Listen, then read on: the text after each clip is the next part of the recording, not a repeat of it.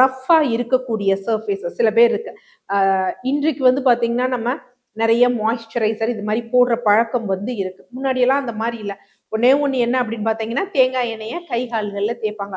அப்பயும் மீறி என்ன அப்படின்னு பார்த்தீங்கன்னா அவங்க செய்யக்கூடிய தொழில் காரணமாக என்னன்னா முழங்கை, முழங்கால், அப்புறமேட்டுக்கு இந்த கால்கள் இருக்கு பார்த்தீங்களா, அந்த பாதத்துல வந்து ரெண்டு வெளிப்புறமும் பார்த்தீங்கன்னா ஒரு எலும்பு இருக்கும்.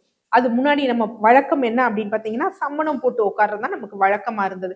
ஸோ அப்படி போட்டு உட்காரும் பொழுது அது தரையோட வந்து உரசி கொண்டே இருக்கிறதுனால அதனால கொஞ்சம் ரஃபா வந்து மாறும். அந்த ஃப்ரிக்ஷனால உராய்வால மாறும்.